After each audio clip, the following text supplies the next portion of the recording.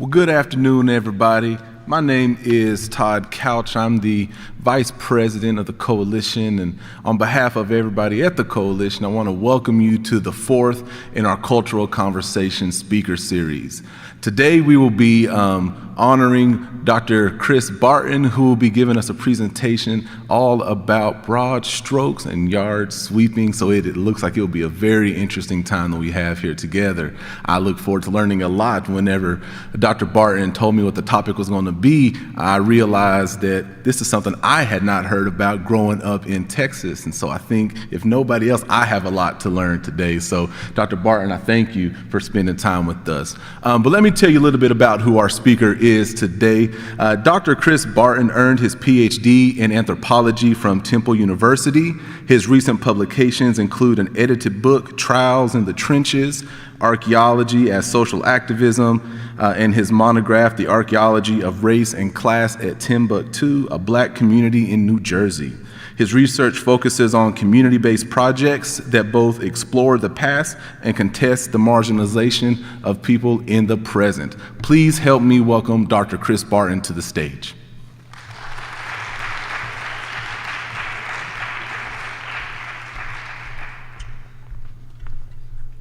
Wow, this is I don't know whether I should start, breaking out into a song in this place or what, right? Absolutely lovely. Thank you, everybody, for having me, truly. So as Dr. Couch said, my name's Chris, and I'm here to talk to you a little bit about some of the work that we do at Timbuktu in New Jersey. These are some of the descendants at Timbuktu, and we work in equal partnerships as a means to kind of decolonize archaeology and really to kind of contest some of the ideas that we've had about New Jersey's past. So again, thank you for having me. So Timbuktu, I'm going to be moving around a lot. I'll try to keep near the microphone, but that's just what I do. So Timbuktu is in Burlington County. It's about 30 minutes away from Philadelphia and about 80 minutes away from New York. So Timbuktu is founded in 1826.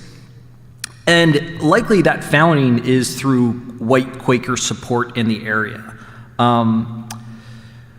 Timbuktu is located, so if we, this side, here we go. So Timbuktu, the dimensions of Timbuktu kind of fluctuate between about 40 to 60 acres through time and space. To the very top, we have Rancocas Road. Across the street from there were two former brickyards, and that seems where most African-American men were actually working. Some were also listed in the census records as being part of manual labor working at local white-owned farms. To the south end, we have Rancocas Creek. Now, Rancocas Creek is going to play a really, really vital role, especially when we start to talk about the Underground Railroad. It's by no mistake that Harriet Tubman, had spoken about, wading in the water. Wading in the water is not just about getting the scent of slave catchers' dogs away, but it's also the idea that waterways operate as essentially highways, as routes for many African Americans that are trying to flee the South and come into the North. Periphery from the left side, we have Blue Jay Hill. And then on, we have Church Street, and there's an African-American Zion church that operated at Timbuktu.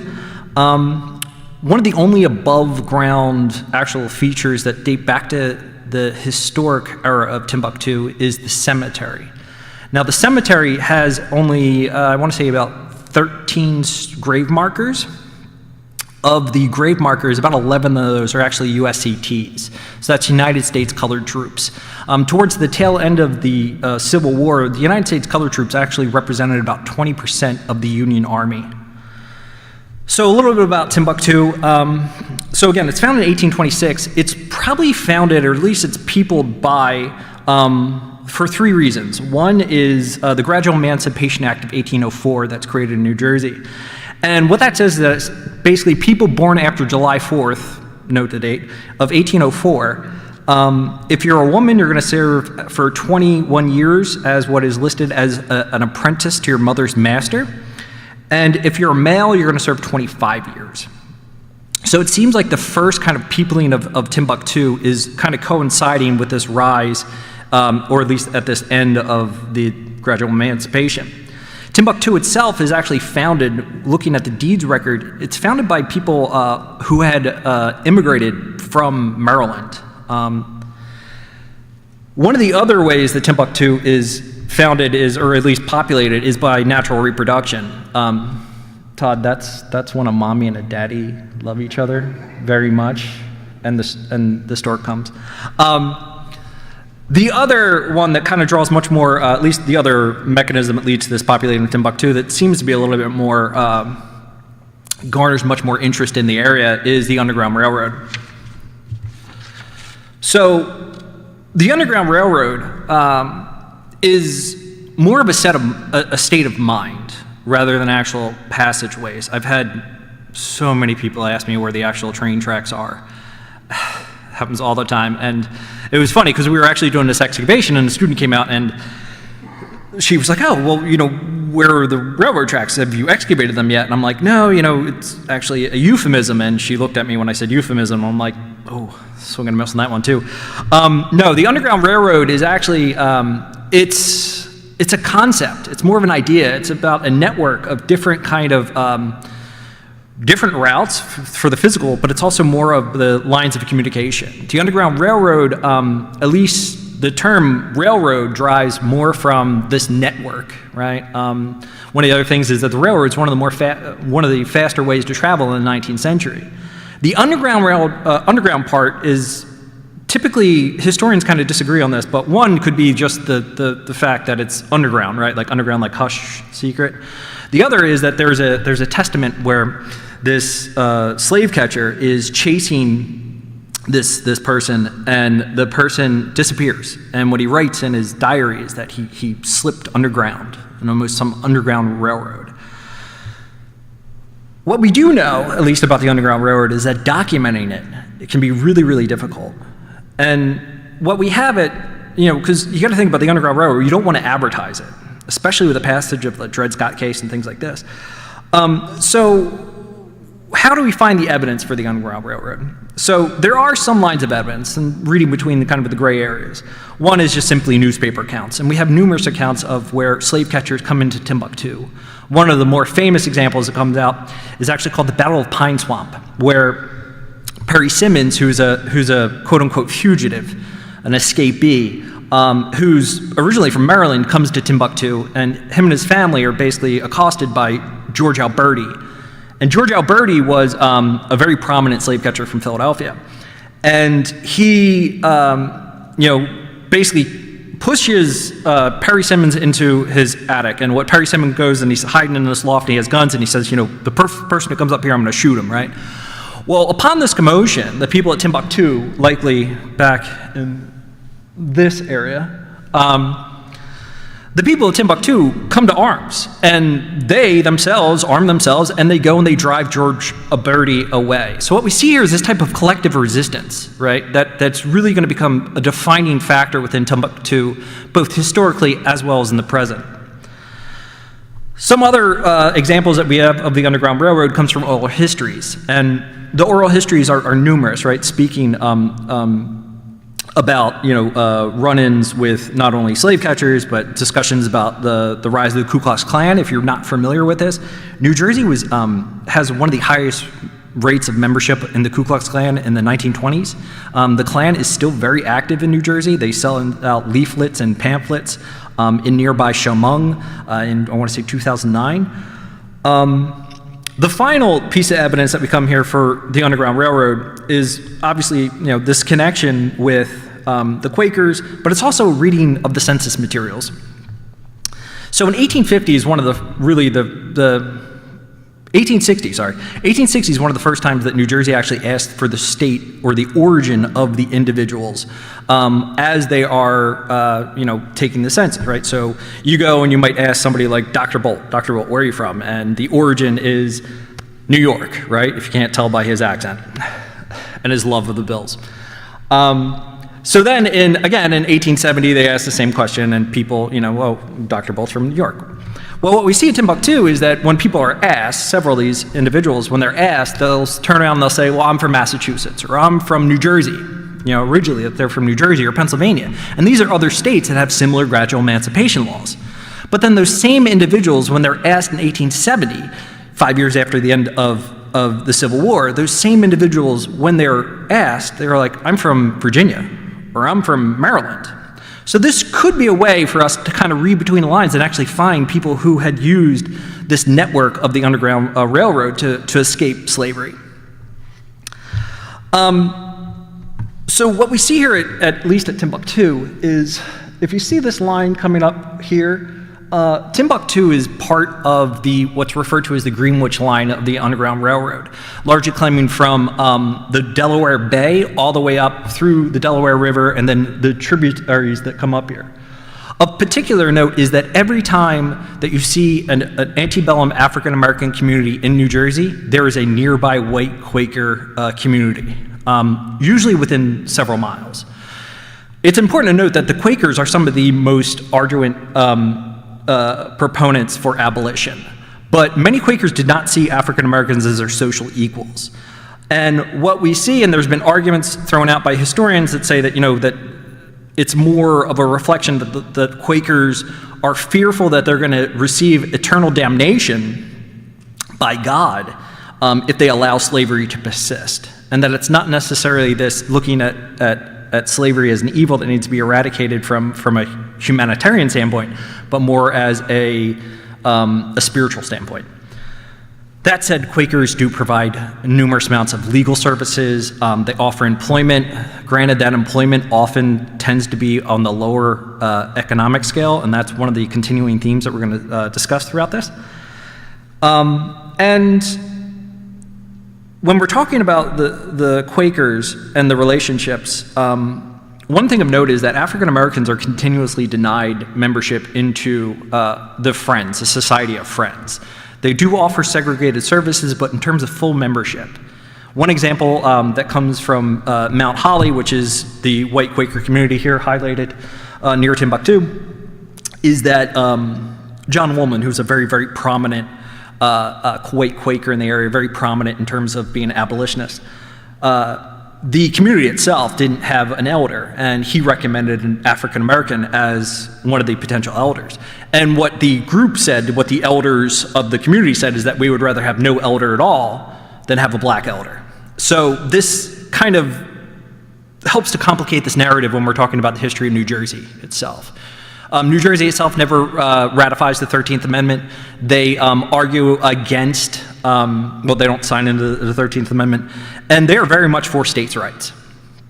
They're Copperhead Democrats, if you're familiar with the term. So a little bit more about Timbuktu. So this area here, to the north of it, that is predominantly suburban sprawl that we're seeing.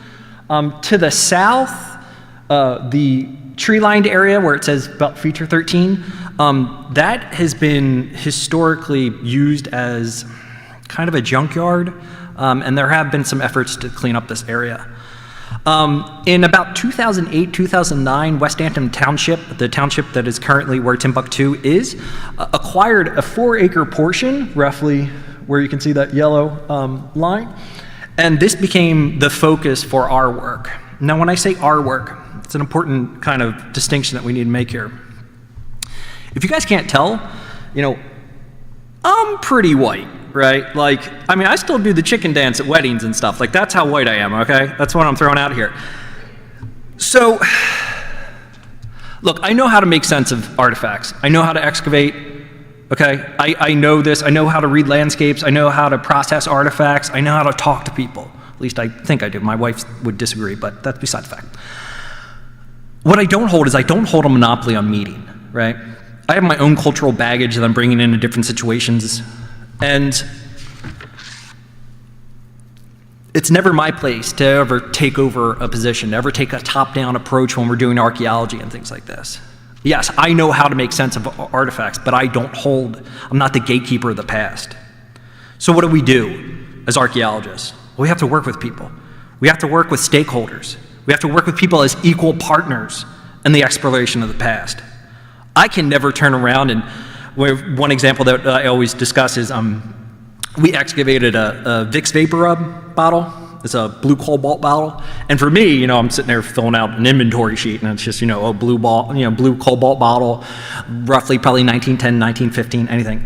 And Mary Weston, she's one of our descendants, and she was originally the president for this Timbuktu Discovery Project.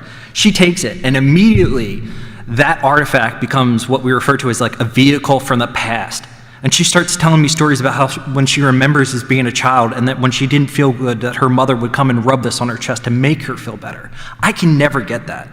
I can never tap into that type of significance. Therefore, as an archaeologist, right, as scholars, to make our work relevant to the public, not just in the halls of academia and things like this, we must work with people. Because what we have to understand is that the issues that we're having today, issues of racism, marginalization, all these are not new phenomenon. They're connected to the past. So how do we do this? Well, at Timbuktu, we created a collaborative group of archaeologists, descendants, scholars, and West Hampton Township officials. The goals of this project were to better understand the history and the archaeology of Timbuktu, to interpret Timbuktu for the broader public, and to conserve and protect the site for future generations. One of the benefits that we had at Timbuktu was this beauty to your left. This is a geophysical survey. So this is actually the interpretation of it, pardon me. So if you look at the yellow portion here, this is actually blown up this roughly 4-acre area. So what this geophysical survey was, and this conducted by William Chatlock and Peter Leach, then of John Milner and Associates. And what it is it's a mix of magnetometry. So magnetometry is basically like a metal detector on steroids, right? So anytime you heat anything, you alter the magnetic composition of that. So if you heat up a brick to a certain level, you're going to alter the magnetic composition. So archaeologists, not me by any stretch of imagination, but better trained archaeologists, can go out and use these magnetometries and interpret to get us an idea or a sense of where there might be bricks under the surface. Additionally, one of the things we use is ground penetrating radar. So ground penetrating radar is like regular radar, right? That goes over the sea. But here, what it's doing is it's actually penetrating the soil. Anytime that you excavate, anytime that you dig a hole in your backyard, and you fill that hole back in, that soil is never going to become the same consistency as the other, right? As virgin soil. So, as archaeologists, we can tell this, right? When you're excavating, you're feeling it by hand, you can tell the difference between soil that's already been excavated and soil that hasn't been excavated, right? That's going to come back for us. So what they did was basically they took their interpretations, and they correlated it with the historic plot map that we had at Timbuktu. And this is what they came out with. So the green squares represent what they believe are potential features, right? Potential foundations. And the kind of darkened area, you can see a couple of them. Those are potential shaft features. Think of perhaps maybe the shaft for a outhouse or a well and things like this. Now we've actually we've excavated, we test these. What we did was were referred to as shovel test pits. We call them STPs. They're little tiny holes that we put, again, because the idea here is we don't want to destroy this area. Of particular note, one of the things that gets back into this idea of kind of collective identity, notice the way that the houses are positioned. This is a relatively small area. And what you see here is almost a circular formation. So what we did was we tested the dead center of it, basically to test the null hypothesis, to make sure that maybe the machines were working correctly. And what we found dead center was that there's a pretty thick band of vegetation underneath, right? This dark band that I'll get into, it's called a buried A horizon. Colloquially, we call it that. And what we found is that, typically in white middle-class households, we tend to put our houses kind of like here in the center of the house, of the land, and then we put fences all around as a way to kind of deviate, as a way to underscore this individuality. But we see it the people at Timbuktu, and these houses here, this area is developed in the 1850s, 1860s to 1870s. Again, a still area, a time of, yes, slavery might not be as much of an issue, and slave catchers might not be an issue, but there's still marginalization, there's still the New Jersey equivalent of segregation laws, Jim Crow laws, and all these others. What we find is this circular pattern might symbolize a cultural continuity or connection back to an African past, right? This idea of a collective identity. And what we found as we excavated was that there was no evidence of fences, no evidence of any type of barriers that separate my land from your land. So, fieldwork and analysis.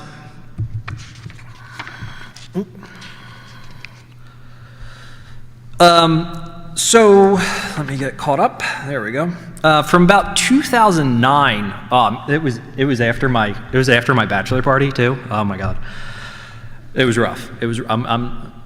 You're just happy I'm here right now. All right. So about from 2009, really 2010 to about 2012, we conducted excavations at Timbuktu. All these excavations, everything that was done, it was with people as young as 5 all the way up to 85. And the idea here was that one of the benefits of doing archaeology is that it's a very hands-on practice, right? It's about interpretation. It's about people getting out and connecting to history, and not just about connecting to history, but then connecting that history to the present itself. So we excavated, we conducted all the analysis, all the interpretation, everything was done through a collaborative process and through a collaborative basis. This is actually Mary Weston's 2 kids, grandchildren there, and then some more of her grandchildren. Right here, this is Patricia Markert, and she is doing what's called, that's a split spoon. And we're going to talk about that in a little bit. So a split spoon is basically, it's got a T-joint to it, and you push it into the soil, and then on one side of it's open, and what you do is you take your trowel and you slice it off, right, that dirt off, and what it does is it exposes what the soil profile underneath looks like, right? So it's a non-invasive way for us basically to get an idea of what's underneath the soil without having to do a big hole or even a shovel test bit. So the site that we excavated was the William Davis site. So, William Davis was born in 1836 in what was Northampton. Northampton breaks up and becomes part of Westhampton. He is freeborn, or he is born free, I should say. He works as a brick molder, so he's on the lower end of the economic spectrum here. He enlists into the United States Colored Troops, and he serves in the 22nd Regiment. He's injured at the Battle of Petersburg, where he actually takes a shot to his chest, and he is honorably discharged, but he continues to suffer from rheumatism and chronic back pain for the remainder of his life, which really kind of limits his ability to work as a laborer. So he buys a 2-acre portion of this area, right, highlighted in the red here. That's about, not 2-acre, it's 20 feet by 100 feet, 24 feet by 100 feet, for the sum of $2. That's where the 2 came from the estate of Mary Simmons. So, where were we? There we go. All right. So, he builds this house likely in late 1870s, 1880s. It's a pier design, similar to probably some of the houses around here. So we have this exterior, the brick foundation, and then the house itself actually rests on top of piers. Sometime in about the 1810s, his house is blitzed on top, and then the open foundation of it becomes used as a community trash midden. From here, we discovered 14,367 artifacts, dating roughly from the 1860s to about the 1940s, with the mean date being about 1921. The bulk of the artifacts are really kind of coming from the end of World War I into about World War II. Again, this is a time of not only are we having issues of the Great Depression, of rationing and things like this, but this is also a time of poignant racism within New Jersey and classism. Some of the artifacts that we recovered here were ceramics, food, personal items, food containers. We see the commodification of food. That's being peanut butter. Right? Peanut butter, if you're not familiar, I mean, I'm sure you're probably pretty familiar with peanut butter, but peanut butter is not really, it doesn't become popular until about the 1910s, largely after the World's Fair. Historically, it had been seen as food for pigs. Civil War soldiers, Confederate soldiers, used to carry peanuts in their burlap sacks, roasted peanuts, and they would smack it and they would call it peanut porridge, as a kind of like almost like a sea ration in the military. But when peanut butter actually starts to get incorporated, starts to get popular following the boll weevil infection infestation in the South, and Southern farmers start to switch from cotton to peanuts, it becomes really, really popular. And for African Americans, people on the lower end of this economic spectrum, they incorporate peanut butter. Think about it, peanut butter. It's cheap, right? It saves on time, it saves on energy. One of the more popular sandwiches at the time, and I apologize for this, but it's actually, it's peanut butter and tomato on a sandwich, is a very, very popular food item, at least during the Great Depression. But one of the things I want to focus on here is actually talking about landscapes. So landscapes are going to fit within this larger discussion of improvisation. So as I mentioned before, as an archaeologist, when you're excavating, you can feel the difference between the soils, right? You can feel it, soil that had been previously excavated versus quote-unquote virgin soil. So if you look here, sorry, try to get this right. You can notice a discontinuity in the soil, right? So the top, on the left-hand side, on the top, we have, this is that trash midden, and then underneath, this is the clay structure, right? This is the clay subsoil that we're excavating. It is not fun to excavate, by the way. But it's okay, because I was working on my PhD, so I didn't have to do that much excavating. Leave it to the children. So I told you before that we had 14,367 artifacts. What we had interpreted basically as the occupation layer, that's where people are walking and living out their lives. What we had noticed outside of the boundaries of the foundation, we only came across 54 artifacts, and most of them seemed to be fragments that might have been picked up along the plow zone, right, where people are plow scarred. So we wanted to understand what is this, right? Why are we seeing, in a home that is, I want to say it was 14 by 16 feet, where there's 7 people living in this home, why are we not seeing more artifacts immediately outside? Artifacts like white clay pipe stems, marbles, right? Things that would associate as social activities that are being conducted outside. But before we get there, let's talk about soil profiles. Okay, so I had mentioned a buried A horizon before, and that's a colloquial kind of discussion that we use in archaeology. So when soil, right, this is a natural profile. So you have your grass. Underneath the grass, you have what's called an O and an E horizon. That's where like all the dead grass leaves all, start to come down, and then what it does, it creates that little thin humus that we call, not hummus, humus, right? And what happens is that as it rains and that material starts to break down, what happens is this leaching. And that leaching leads to this A horizon, okay? So if you came by and dumped soil on top of this, all right, the grass is going to die, but that little dark band is still going to be there.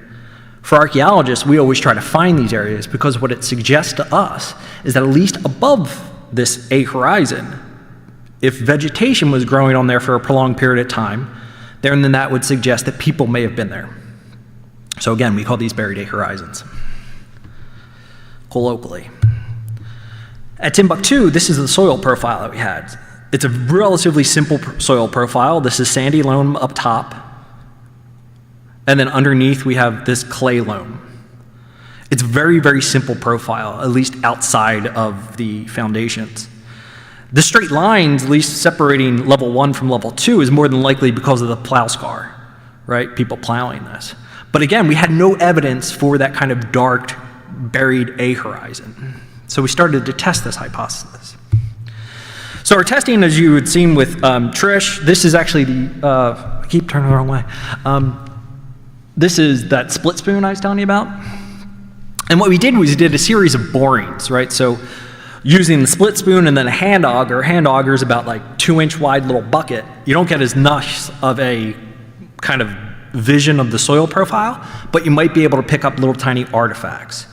And what we noticed is that as we move from, this is going from east to west, as we started to test the areas around feature 13, going from 1 all the way up to about 7, we did not see any evidence for yard sweeping. We didn't see any evidence for a buried A horizon. But as we started to push further and further away into 12, into 11, 14, 15-ish, we started to see a really thin band start to develop, right? That evidence that there was at least some type of vegetation. And you can see this in the soil profile in your bottom left, right? Additionally, what we started to find was with our hand augers, we actually started to pick up small fragments of artifacts, ceramics, some glasswares. This is actually really consistent with yard sweeping. When people sweep their yards, you don't pick up what you're sweeping, you're outside. So what you do is you create this scatter. And as you're creating this scatter, right, you're pushing away the artifacts, but you're also removing that vegetation. This would lead to not having that buried A horizon because there's no vegetation to create that dark band of soil. So, yard sweeping. Didn't realize how far back I was.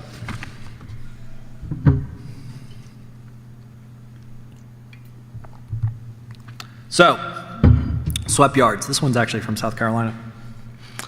Why sweep yards, right? I'm sure some of you may have swept yards before in your life or known family members or ancestors who've swept yards. And we all have, there's different reasons, right? But we wanted to understand what is this prevalence? Because yard sweeping in the north is not as prevalent as what we see in the south. Yard sweeping is rooted within a cultural practice in West African traditions. We see this among the Bakongo people, people that are enslaved and brought, you know, one of the big discussions that we had within archaeology and within African American studies in the 1940s and 1950s is, you know, this idea is how just horrible, absolutely horrible, you know, the Atlantic slave trade was and marginalization, all this was, are there any retentions of quote unquote Africanisms at the time?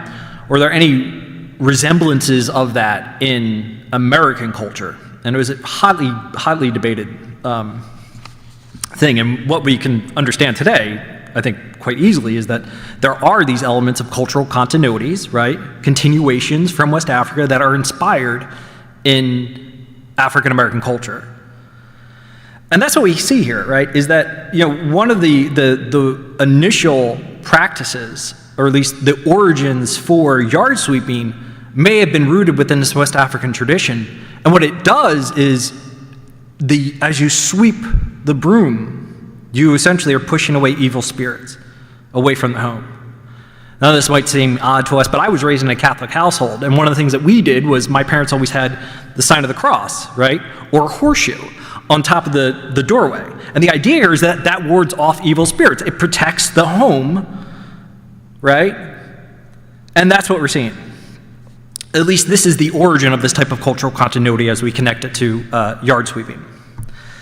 The second thing that we come out is that the clean surfaces projected the virtue of the owner, right? The clean surfaces is not an area that is riddled with debris. It's not an area that is with patchy grass and things like this, but rather it is a clean surface that underscores the virtue, the respectability for people that understand this tradition.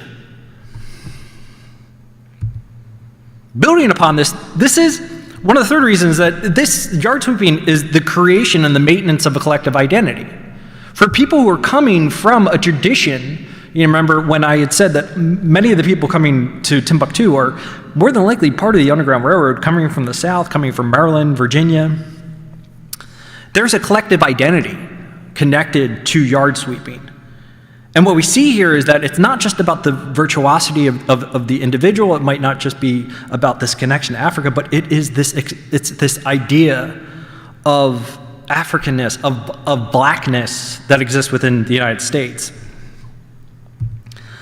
One of the ones you guys might be a little bit more familiar with, and we see this much more in oral histories, is that yard sweeping is used to kind of that it wards off any pests. So this could be like mosquitoes. Why did no one tell me when I moved here about that was your state bird? Oh my God, I had no idea. I thought it was like a pterodactyl coming in. I looked down, I was like, oh damn. You know, it was just like, then my arm starts swelling up. Mosquitoes are all over the place. But the idea is that mosquitoes don't really like soily areas, right? They prefer the moisture that comes up from grasses. Same thing with snakes. So one of the ideas is that yard sweeping alerts you to whether there's a snake in your house. Also, snakes, I live near the beach and we have a lot of ospreys. An osprey will pick up a snake in a heartbeat. It doesn't want to be exposed. Same thing with mice. Mice don't want to be exposed to that because then a hawk or anything can come and pick it off. Additionally, you can see the trails of mice. So this alerts to you as the homeowner that, there might be some type of pest here. The final aspect that I want to emphasize, is it creates an extension of the home.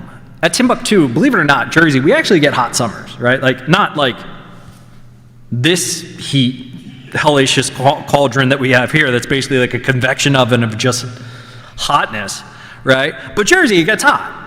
So, and living in a house that's like, 12 by 14 feet with 5 kids and your husband, you might want to get out of the house a little bit, right? Just to stretch your legs out. So what we see here is that this practice of yard sweeping actually can become part of or an extension of the home. It's not just for vocational skills. One of the things that we look at when we look at the census records is that African American women at Timbuktu are often laundress, right? That they take in laundry as a way to supplement their income. And when you do laundry in the 19th century, it is a very, very hot experience. You have to heat up the water to process it. You don't want to do that in a 12 by 14 house. You want to do this outside.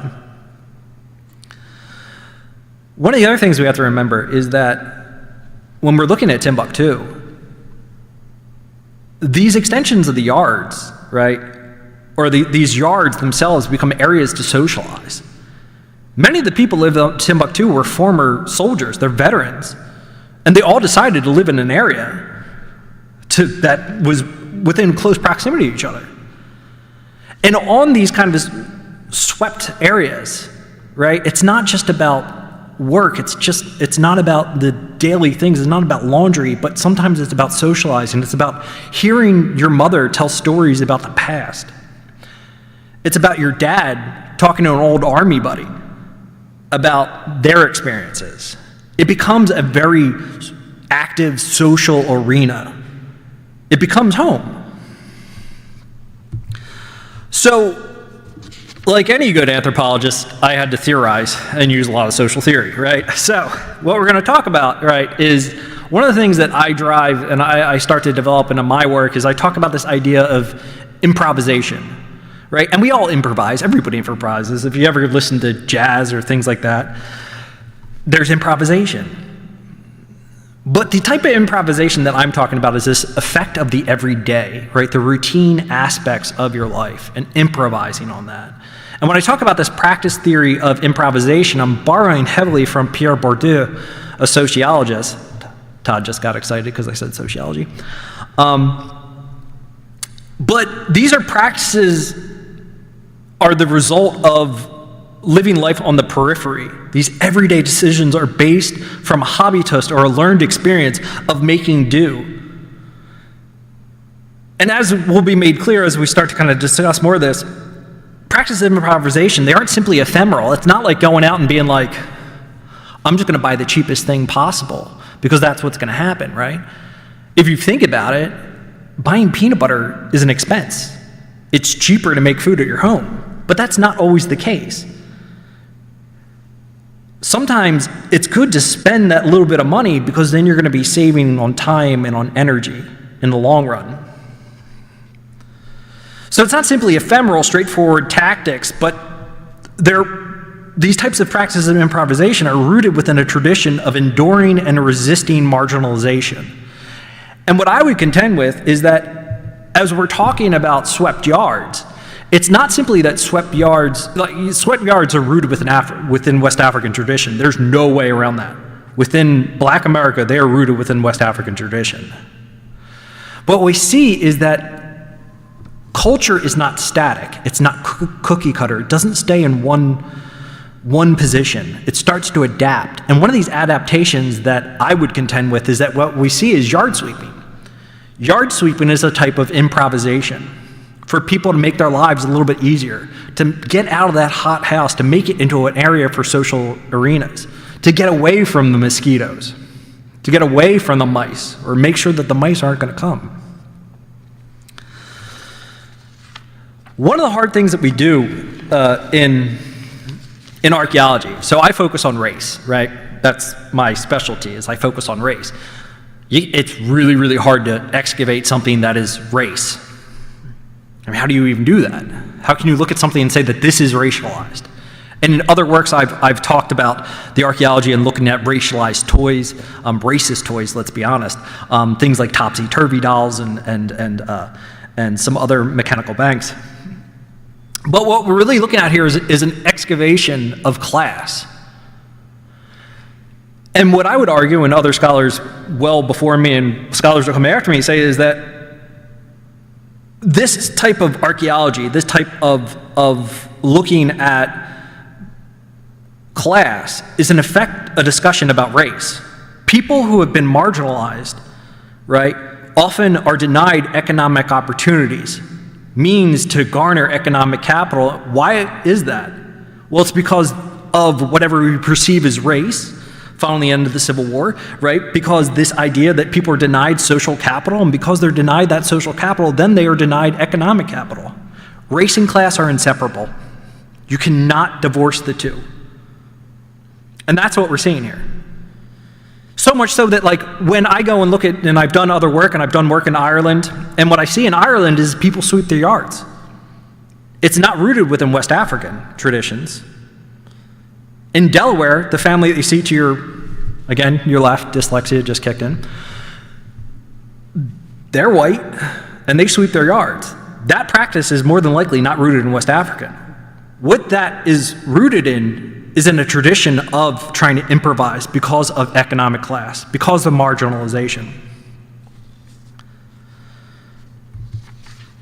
So some of my current research, my current project, is actually doing work at, sorry, I didn't know why that didn't come up, is doing work at Jamestown. I'm sure many of you are familiar with Jamestown? Okay. All right, so Jamestown's founded in 1870 by Irvin James. Irvin James is formerly enslaved, and what he wants to do is basically he understands that tenant farming and sharecropping is not good for African Americans, right? It's something that he does not want for his family. So he goes and he purchases some land, and much to the chagrin of local whites, right? In South Carolina, as in many parts of the country, land ownership equates as power. And that while there's not necessarily a legal illegality to selling land to black people, there's very much a social taboo. And that's one of the things we see here is that, according to oral histories, once Irvin James and his family purchases this land, the white people who had sold them this land, that they're basically, they leave the area because of this kind of, them becoming social pariahs. One of the things that, in the two excavations that were highlighted here, something that we had come across that I thought was interesting was we had a group, I keep turning the wrong way, man. We had a group of Francis Marion students go out, and we placed an excavation unit, that's a regular square unit, near the front of the house, right? So this is the front of the house, this is the north-facing side of the house. There used to be a porch.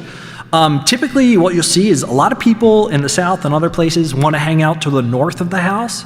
That's because it's going to create shade. The sun actually rises in the southeast and sets in the southwest, right? So northern facing is always going to be a shaded area. So we did excavation here, and what we found was no evidence for that buried A horizon, suggesting, at least somewhat, and this is one of the things we need to test more, that there is this presence of yard sweeping. Interestingly, when we excavated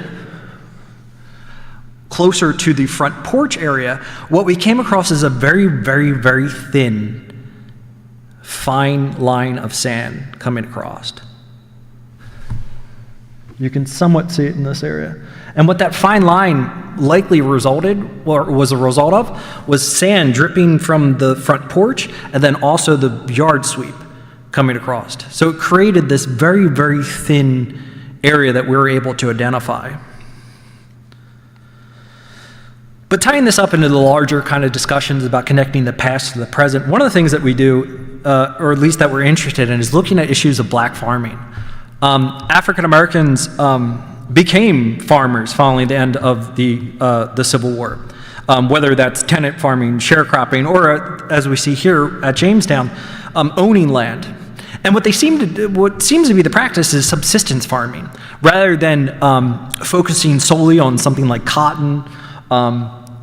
What we see is African Americans in South Carolina and PD kind of pick different crops for different times. So often they're making food for the family, and then whatever's left over is being sold for market. Things like sweet potatoes, sometimes rice, additionally sometimes cotton. Well, you're not eating cotton, unless you're in trouble. Black farming is an issue today. Less than 4% of farmers in the United States are actually black farmers, and that tradition continues to decline. Why is this? What we see is that because of lack of economic capital and often issues of predatory mortgage rates and credit systems, African Americans have been denied the opportunities to get loans, to get mortgages, resulting in decreasing numbers of black farmers in the United States. Currently in South Carolina, there's less than 1,000 black farmers. And I know that still sounds high, but when you think about how big our state is and how many farmers we have. So in the future, Terry James and I of Jamestown are going to be working with local black farmers to record their oral histories and connect it to the past that we see at Jamestown, to connect it to this type of black resistance, this type of black identity, this type of black improvisation. So I want to thank you all for having me. If you're interested in hearing more about it, I have a book. That's the end of my infomercial. You can have the book, don't have the ginger. The ginger's mine, I'm keeping it. So thank you.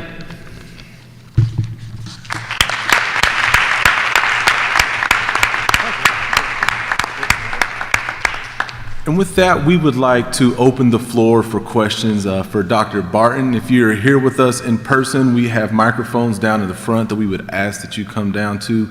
If you're joining us online, please type into the comments section, and we have somebody looking at that as well. Dr. Barton, thank you so much for your time. Oh, thanks, man. No, you're great. There's no questions. Oh, thanks. It's like, oh, I didn't realize that. Yeah. You have tenure automatically. Thank you. Think we're good? Any comments in there? No comments. Oh, sweet. Don't look up my professor, because there's lots of comments on that one, right?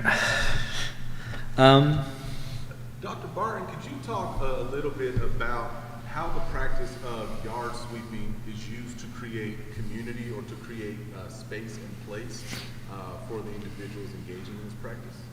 Nice. Somebody prepped that one. Yeah, that was pretty good though. I'm not gonna lie. All right. So what I would say is, all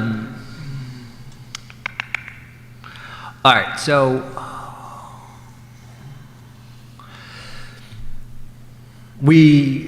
often what we see is children are actually yard sweeping, and they're told by their parents, right? They're taught how to yard sweep. So what becomes is part of socialization, right? Inculturalization, if we're talking from sociology terms.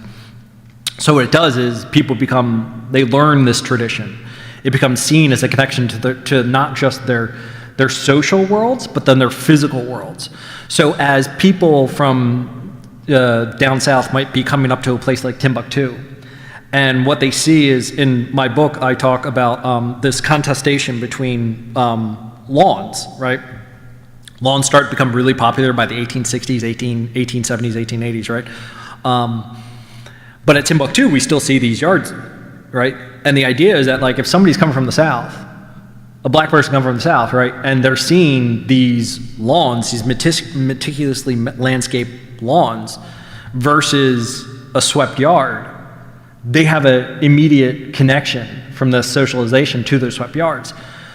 And one of the things, too, is that actually what's interesting about yards, at least lawns themselves, is that for the most part, lawns aren't really used in the 19th century for socializing. Often, most of your socializing taking place in a parlor, at least for white Americans, right?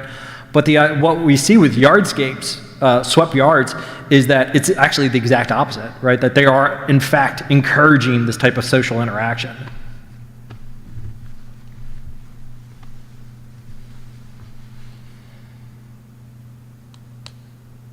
I think I could hear cricket.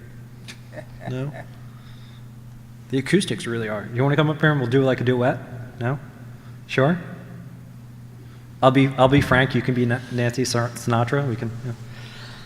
Although you have the deeper voice out. Yeah. So, I think we're good. So please join me once more for thanking Dr. Barton for his time today.